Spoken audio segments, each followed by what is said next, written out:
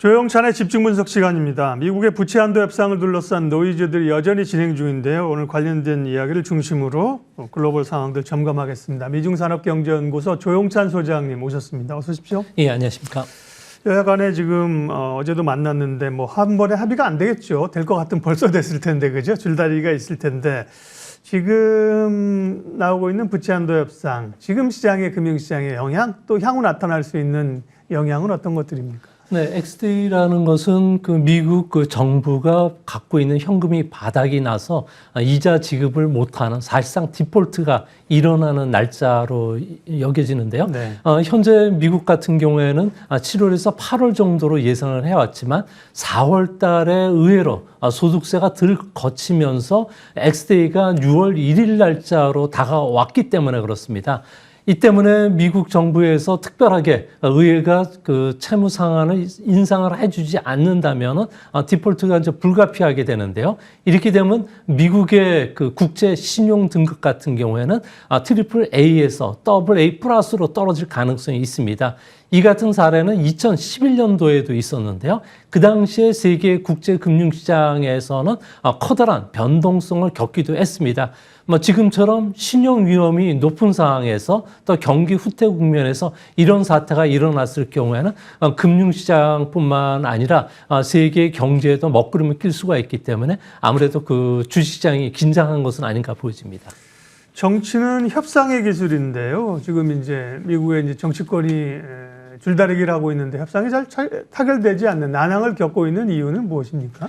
아무래도 지난 그 3개월간에도 협상이 상당히 그 난항을 겪었고 실제 대화 시간은 1시간밖에 되지 않는다고 합니다. 네. 아무래도 내년 대선을 앞두고서 서로가 강대강 치킨 게임으로 지금 벌어지고 있는데요. 민주당 같은 경우에는 조건 없는 채무 상환 인상을 지금 요구를 하고 있고요. 공화당 같은 경우에는 대폭적인 세출 삭감을 교환 조건으로 내세우고 있습니다. 대표적으로 바이든의 정책 공약이라고 할 수 있는 1조 달러 인프라 투자, 그리고 3조 5천억 달러에 대한 기후변화 대책뿐만 아니라 전기차 보조금 정책, 그리고 사회보장 정책, 그리고 학자금 면제 정책도 상당 부분 감축을 해야 되는데 이렇게 되면 내년 대선에 먹구름이 낄 수밖에 없는 상황입니다. 양당 간의 치킨 게임으로 벌어지고 있지만 이 부분이 항상 타협점을 찾아왔다는 점에서 아무래도 XDL 전후에서는 조금 변화가 있지 않나 생각이 됩니다. 네, 정부가 가지고 있는 돈이 현금이 고갈되게 되면 결국은 이제 어려움이 있다. 그게 이제 옐런 재무장관이 6월 1일 얘기했던 거고요. 또 반대 측에서는 엄살이다. 이런 얘기도 있는데 어쨌든 간에 그 시기가 언제든 간에 이 예산이 고갈되게 되면 그 다음은 어떻게 되는 거예요? 연방정부 폐쇄 한번 겪었잖아요. 그 순으로 가는 건가요? 네, 아무래도 사회보장제도가 중단이 되고요. 메디케어라 그래서 고령자 의료보험 지급도 중단이 됩니다. 이뿐만 아니라 군인 급여까지도 중단이 되면서 사실상 일부 정부기관이 셧다운에 들어가게 되는데요. 하지만 필수 업무 부서 한 75% 정도 되는데요. 금융 서비스라든지 교육, 의료, 에너지, 국방, 노동 관련 시스템은 그대로 작동이 된다고 합니다. 다만 비필수 보직인 25% 업무는 중단이 될 수밖에 없는데요. 미국 같은 경우는 연방 공무원이 290만 명 정도가 된다고 합니다. 이 중에 38만 명 정도는 강제 휴직에 들어갈 수밖에 없기 때문에 이 사태가 좀 장기화된다면 아무래도 기업들의 그 경영이라든지 미래 불확실성이 커질 가능성이 있을 거로 보여집니다. 미국 민주당과 공화당이 합의를 못하고 연방정부가 폐쇄되고 셧다운이 될 가능성은 지금으로서 크게 보지는 않는 것 같습니다만, 네. 항상 이제 가능성들을 열어놓고 시나리오를 짜야 되니까요. 그렇게 해서 이제 연방정부가 폐쇄되고 셧다운이 길어진다. 그러면 증시나 경제에 미칠 수 있는 영향들은 어느 정도로 지금 분석하고 있습니까? 네, 그 10일에서 한 15일 정도 단기간에 그쳤을 경우에는 네. 경제적 피해는 200억에서 한 300억 달러 정도 규모입니다. 미국 경제에 비해서는 그게 크진 않지만 미국 그 대통령 경제자문위원회에서 계산한 바에 따르면 단기간에 그치더라도 미국의 국채 신용도는 떨어질 수밖에 없고요. 기업의 투자 심리 악화뿐만 아니라 주가 하락으로 인해서 미국의 GDP 성장률은 연율 기준으로 0.3%포인트 정도 떨어질 것이라고 합니다.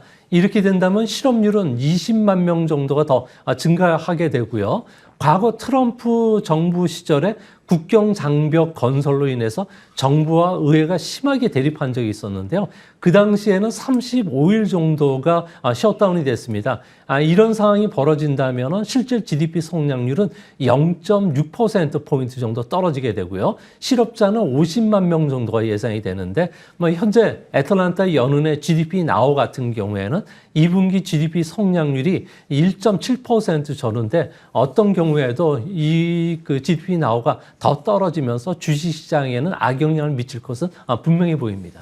이제 이게 뭐 결정된 날짜가 아니기 때문에 불확실성이 남아있는 건데요. 금융시장은 변동성을 좀 띌 겁니다. 채권이나 주식시장이나 이 문제가 합의되기 전까지 투자자들은 어떻게 대처해야 될까요? 아무래도 XD를 전후에서는 아무래도 디폴트 리스크가 높아지기 때문에 네. 국채 가격은 급락할 가능성이 있지 않나 보여집니다. 하지만 주시장에서 보면은 기술 업종이나 소비재와 관련된 업종은 금리 인상에 대해서 상당한 내성을 갖고 있기 때문에 이들 종목이 상대적으로 방어를 할 것으로 보여지고요.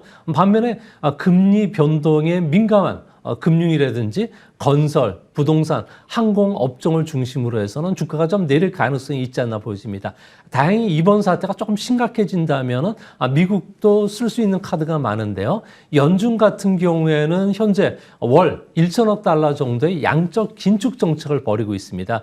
이 때문에 시장에서는 양적 긴축을 멈추고 양적 완화로 돌아설 가능성이 있고요. 좀 더 심각해진다면 미국이 조기에 금리를 내릴 수가 있다는 점에서 미국 국채는 오히려 XD를 이후에는 안전자산의 성격이 부각이 되면서 주식시장이 오히려 악재를 호재로 인식할 가능성이 있지 않나 이렇게 보여집니다. 네, 미국의 부채 한도 협상과 관련된 다양한 시나리오를 살펴봤고요.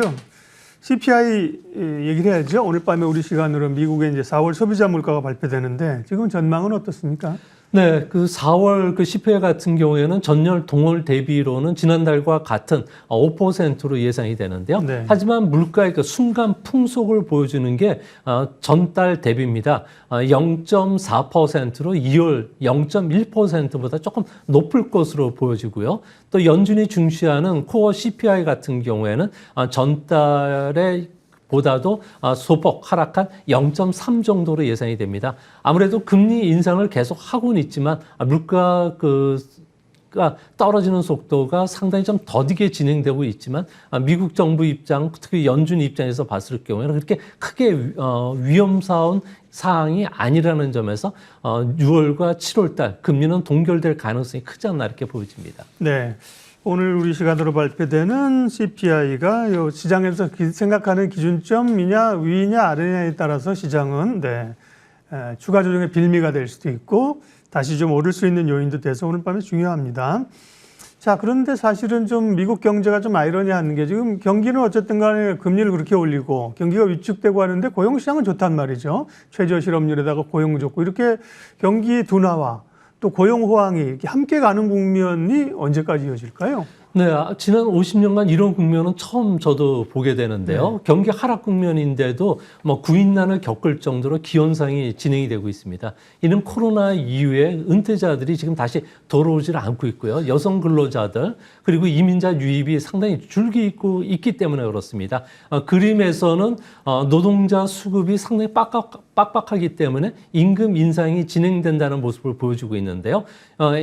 뉴욕 연은이 조사한 그 자료인데요. 유보 임금이라고 해서 노동자가 이 정도 급여를 받아야지 일할 수 있다는 눈높이를 보여주는 그래프와 그리고 기업이 실제로 제시한 금액 간의 격차가 커지고 있다는 겁니다. 이 때문에 기업들은 필요 인력을 충당하기 위해서는 더 높은 임금 그리고 사회보장비를 지급해야 된다는 의미를 보여주고요.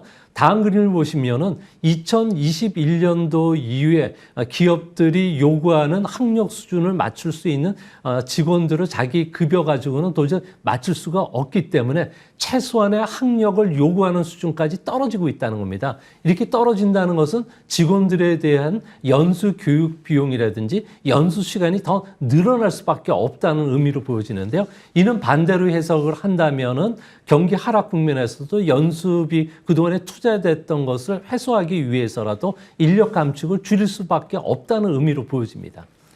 네, 오늘은 미국의 부채 한도 협상 둘러싼 노이즈와 함께 우리 시간 오늘 밤에 발표되는 미국의 소비자 물가지수 두 부분을 집중적으로 분석했습니다. 미중산업경제연구소 조용찬 소장님 함께했습니다. 고맙습니다. 지수 확인하고 마치겠습니다. 네, 뭐 거의 변동이 없는 정도로 3포인트, 2포인트 이렇게 오락가락 합니다. 시장이 그러게요. 이제 물가 발표를 앞두고 있는 상황이고 해서 오후까지 이렇게 흘러갈는지 두고 봐야 되겠네요. 환율도 그렇고 다들 좀 정체 상태, 관망 상태입니다. 이슈 앤 뷰 오늘 순서는 여기까지 하겠습니다. 변함없이 함께해 주셔서 고맙습니다.